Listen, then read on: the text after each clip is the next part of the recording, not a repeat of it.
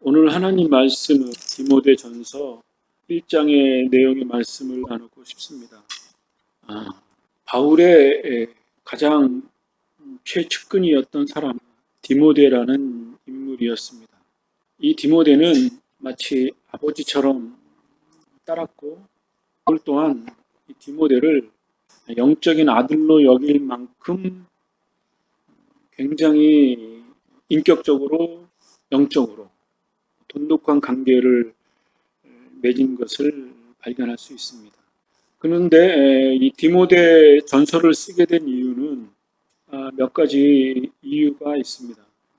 바울이 선교 여행을 하는데 교회들이 개척이 되어지고, 그런데 바울이 이제 모든 것을 다 돌아볼 수 없는 여건이었기 때문에 디모데에게 일임을 해서 양육을 잘 하라 당부를 하고 있는 와중에 바울이 편지를 통해서 디모데에게 격려의 말씀도 또 당부의 말씀도 권면의 말씀도 하고 있는 내용이 디모데 전후서의 내용이라고 이해할 수 있습니다.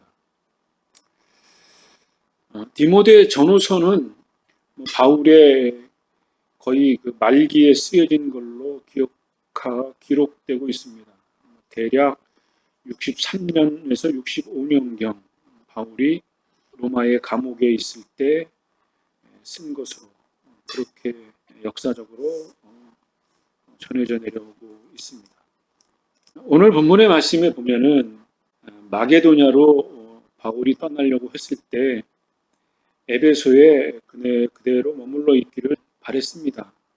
그런데 그 몇몇 사람들이 에베소에 있는 그 초대교회는 유대인들도 있었고 이방인들도 이렇게 혼재되어져 있는 공동체였습니다. 그래서 1장에도 간략하게 나오지만 율법에 대한 내용은 아무래도 유대인들에게 해당되어지는 당시의 논쟁거리였었고, 그리고 맨 마지막에 나오는 후메네오와 알렉산더라는 인물들을 보아서 이 사람들은 헬라 사람들일 것으로 여겨지고, 이 사람들이 교회 내에 들어와서 이방에서 가졌던 종말론적인 그런 사상들이 교회 내에서 이렇게 전파되면서 그것을 좀 잘 가르치고 권면을 잘 해라, 그런 의미의 당부의 말을 하고 있는 것으로 보아서 유대인과 헬라인들이 에베소에서 초대교회의 공동체를 이루고 있었다. 이것은 거의 확실해 보입니다. 이럴 때 유대인들에게 당면한 현실적인 문제는 4절에 핵심적인 내용이 기록되어져 있습니다. 그들이 사실이 아닌 이야기와 끝없이 이어지는 족보 이야기에 집착하지 않도록 그들을 타일러 주라, 이렇게 말을 합니다. 그러니까 사실이 아닌 이야기, 끝없이 이어지는 족보 이야기, 이것을 쓸데없는 말싸움이다, 이렇게 표현하고 있습니다. 그러니까 사실이 아닌 이야기, 이 내용을 좀 주목할 필요가 있는데, 이것은 예수님의 역사적 사건, 예수님의 십자가의 사건, 그리고 부활의 사건, 그 예수 그리스도께서의 역사적 실존 인물에 대해서 서두에 말씀드린 63년에서 65년이라 그랬으니까 예수님이 부활하신 지 한 30년 정도 흘렀거든요. 그러니까 예수님이 정말 부활했는지, 역사적 인물인지 의문을 갖게 되어지고, 거기에 대해서 다양한 이야기들이 생겼겠죠. 그런 것에 대해서 바울은 예수님은 정말 역사적 인물이셨다, 그런 것들을 언급을 하는 거죠. 본문 15절의 말씀에 보면 사도 바울이 이렇게 권면합니다. 모든 사람들이 진심으로 받아들여야 할 말은 예수 그리스도께서 죄인을 구하려 이 땅에 오셨다는 것입니다. 나는 그 죄인 중에서도 가장 큰 죄인이었다. 이렇게 고백을 하고 있거든요. 그러니까 모든 사람들이 진심으로 믿어야 할 게 뭐냐? 예수님께서 죄인을 구원하시려고 십자가에 달리셨다. 죽으셨다. 뿐만 아니라 16절에는 예수 그리스도께서 나를 통해 구주를 믿고 영원한 생명을 얻게 될 사람들에게 본을 보여주시려고 나를 사도로 삼으셨다. 이렇게 권면을 하고 있는 거죠. 그러니까 예수님이 정말 우리의 구원자이시고 메시아이시고 생명의 첫 열매시며 우리에게 죄사함과 구원과 생명과 장차 임할 하나님의 나라에 우리가 그 영광에 참여할 수 있다. 라는 미래적인 소망까지 초대교회에 전파했던 거죠. 그런데 이 예수 그리스도의 구속 사역에 대해서 등한시 여기고 초대교회에 들어왔던 정통 유대인들이 자꾸 족보 얘기를 하는 겁니다. 우리는 아브라함의 자손이고 이스라엘의 후손이고 하나님의 택함받은 백성이고 우리는 하나님의 선민이고 이방인들은 택함받지 못한 개같은 자들이다. 그렇게 선민의식을 갖고 예수님을 잘 믿고 믿음을 잘 지켜서 아름다운 공동체를 이루었으면 좋았을 텐데 현실적으로는 그러지 못한 거죠. 이것과 연관돼서 두 번째로는 율법의 문제에 대해서 바울은 디모데에게 권면을 하고 있는 거죠. 9절에 이렇게 말합니다. 착한 사람에게는 율법이 필요 없습니다. 율법은 법을 지키지 않고 어기는 사람들을 위해 만들어진 것입니다. 이렇게 표현하고 있거든요. 율법을 통해서 사람들이 죄를 이게 죄이구나라는 것을 깨닫고 그리고 그 죄를 짓지 않도록 하기 위한 거죠. 9절 중반절부터 10절 하반절까지 있는 하나님을 거역하고 죄짓는 사람, 경건치 않은 사람, 부모를 죽이고 살인하는 사람, 부도덕한 죄를 짓고 간음하는 사람, 동성연애하는 사람, 노예를 부리는 사람, 거짓말하는 사람, 거짓 증언하는 사람, 하나님의 진리를 가르침을 어기는 사람, 이런 사람들에게 하나님의 뜻은 이렇다. 그러니 이 뜻을 존귀히 여기고 우리가 순종하면서 하나님의 의로움을 이루자. 이렇게 율법을 말씀하심으로써 하나님을 잘 섬길 수 있도록 이스라엘 백성들에게 말씀하신 거였죠.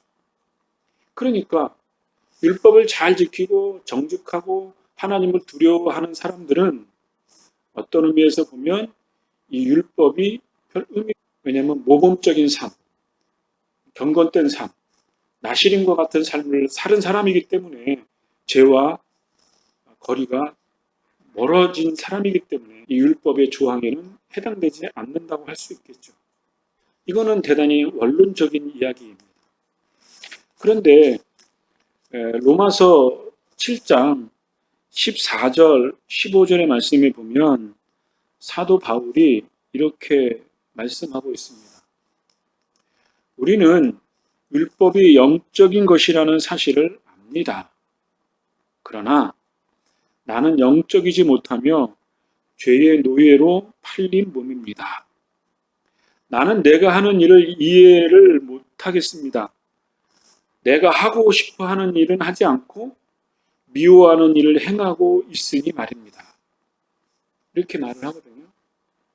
그러니까 율법은 하나님의 의로움을 구현하는 영적인 것이라는 거죠. 그래서 그 율법을 통해서 내가 내 마음에는 정말 그 뜻을 순종하고 싶어. 그런데 내가 행하는 것을 보면 그 율법을 다 지키지 못하는 나의 누추함이 있다 이거죠. 이것을 25절에는 이렇게 표현했어요. 그러므로 나는 마음으로는 하나님의 법에 복종하는 반면 죄악된 본성으로는 죄의 법에 복종하고 있다. 이렇게 말했거든요. 그러니까 나는 하나님의 뜻에 순종하고 싶은 마음이 굴뚝 같아. 그런데 현실적으로 내 안에 불의함의 양면성이 있어서 그 불의함의 본성에 따르기 때문에 하나님의 뜻을 완전히 순종하지 못한다. 그 얘기를 하는 거죠. 그러니까 모든 사람들은 율법 앞에 죄인이다. 이것을 로마서 8장 3절에는 명확하게 이렇게 말씀합니다. 쉬운 성경입니다. 율법이 죄의 본성 때문에 연약하여 할 수 없었던 것을 하나님께서는 죄를 없애기 위해 자신의 아들을 죄 있는 사람의 모양으로 보내심으로써 행하셨다. 하나님께서는 죄인들 속에 거하고 있는 죄에 대하여 유죄 판결을 내리셨다. 4절 이렇게 하여 죄의 본성에 따라 살지 아니하고 성령에 따라 살고 있는 우리에게 율법의 의로운 요구들이 완벽히 이루어졌다. 이렇게 말씀하고 있거든요. 그러니까 우리 마음속에 원하는 율법을 따르려고 하는 것이 우리의 육신의 욕망과 우리의 육신의 눈의 유혹에 의해서 할 수 없는 것을 하나님께서 길이 참으시다가 그의 아들 예수 그리스도를 이 땅에 보내셔서 하나님의 의로움을 십자가에서 이루시고 생명의 열매가 되시고 부활하시고 그리고 성령을 보내주심으로써 예수 그리스도의 의로움을 믿는 모든 사람들에게 죄사함과 새로운 삶을 살아가는 영적인 사람, 영적인 자유를 누리도록 하셨다. 바울이 로마서를 통해서 이렇게 교훈하고 있는 거죠. 앞에서 말씀드린 예수 그리스도의 역사적 사실, 그것을 다시 한번 확증한 것이라고 이해할 수 있겠습니다. 두 번째로는 20절에 있는 후메네오와 알렉산더에 대한 내용인데 이들에 대해서 이렇게 말합니다. 나는 그들을 사단에게 넘겨주어 다시는 하나님을 욕되게 하지 못하도록 했다고 했습니다. 이게 무슨 말이냐면 바울이 이 디모데를 통해서 권면을 했겠죠.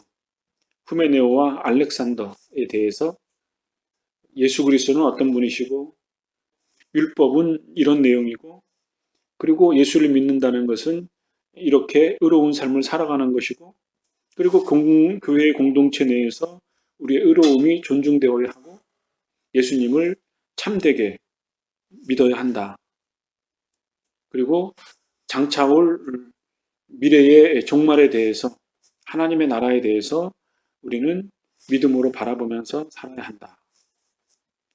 이렇게 얘기를 당연히 했겠죠. 그런데 이제 후메네오와 알렉산더는 서두에 말씀드린 바처럼 그 이방 사람들이 가지고 있던 종말론의 의식을 가지고 있어서 자기가 가지고 있는 그 의지가 너무 강한 거예요. 그래서 좀 개념적으로 말하자면 실현된 종말론.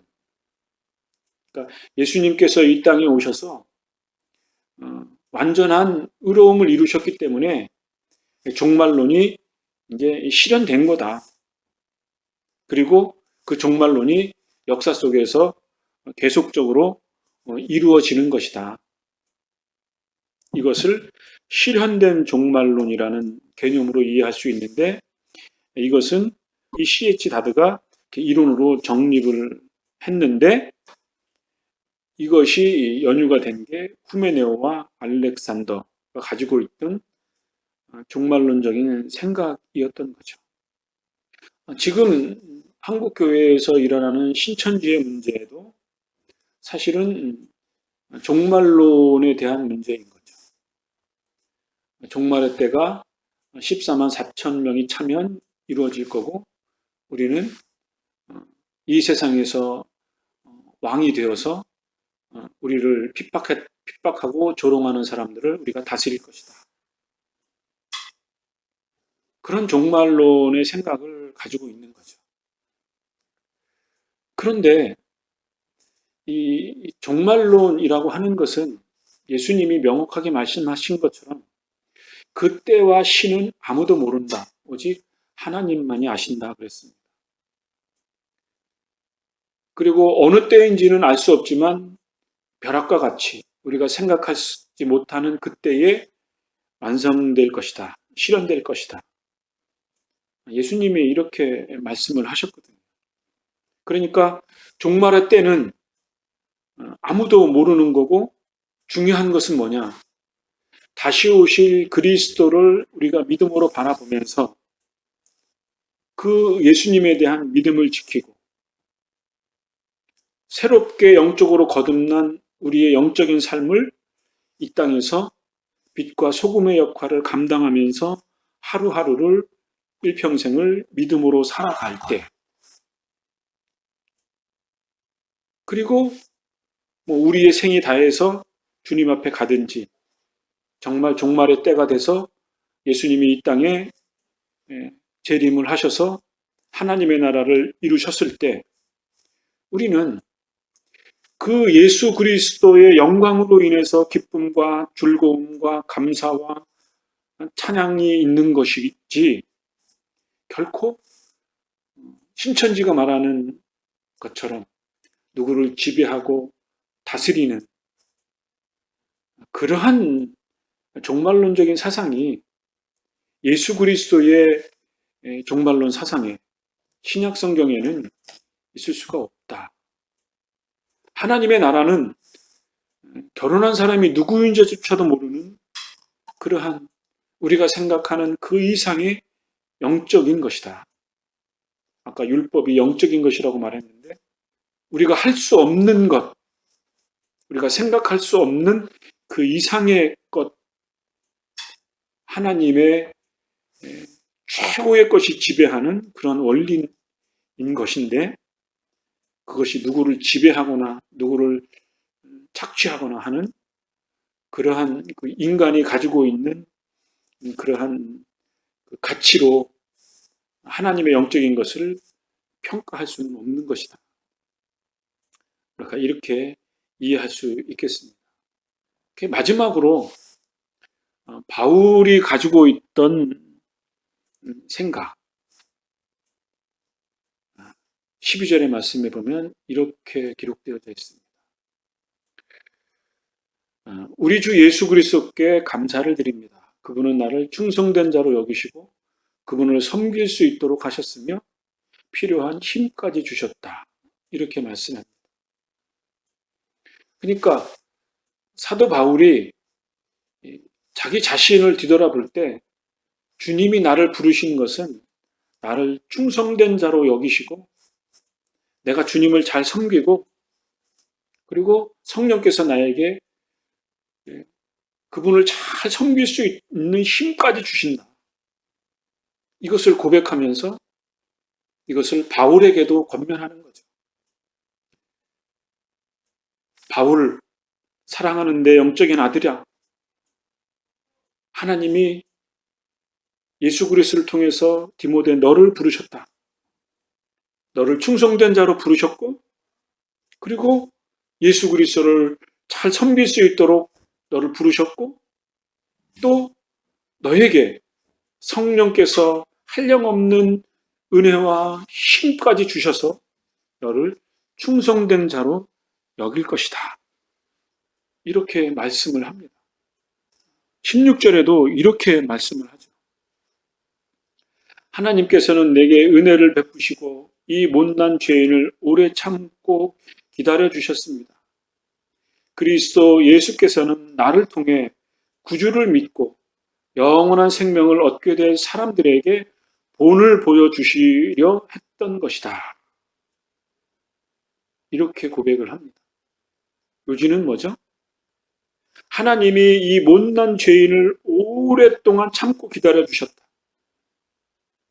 그리고 예수님께서 나를 통해 주님을 믿고 영원한 생명을 얻게 될 사람들을 그가 누군지는 모르지만 그들에게 본이 되도록 나를 충성된 사람으로 부르셨고 믿게 하시고 힘을 주신다.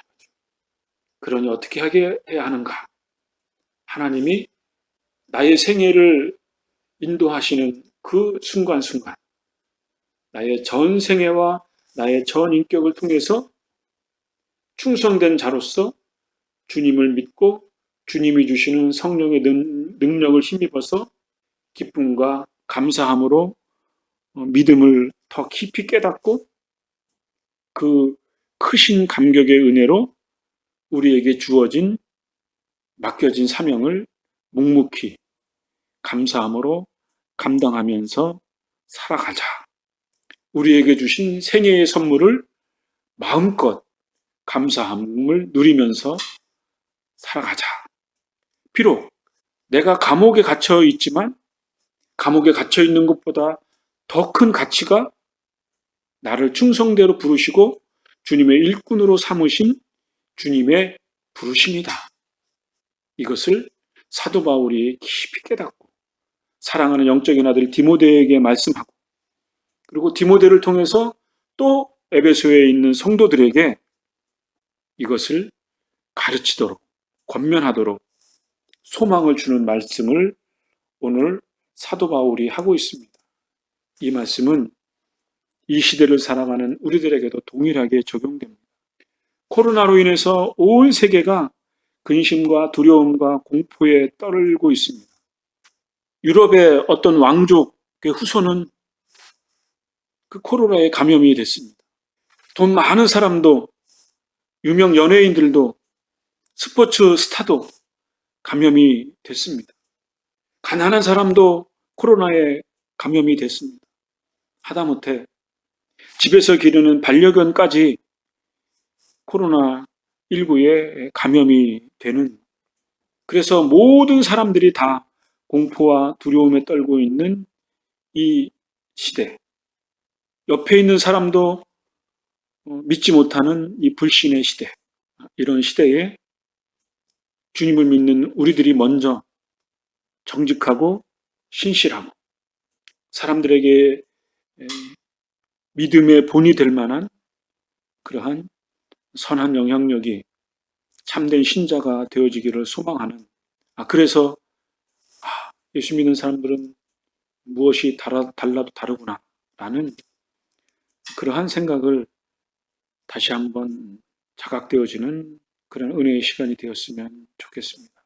믿음으로 견디시고 주님을 사랑하는 마음으로 코로나를 능히 감당하고 또 이 코로나가 진정이 됐을 때 더 큰 은혜와 기쁨과 또 다른 사람들을 만나는 기쁨, 일상의 소중함을 다시 한번 깨닫는 그런 감사가 넘쳐나는 기회가 되어지기를 간절히 바랍니다. 기도하겠습니다.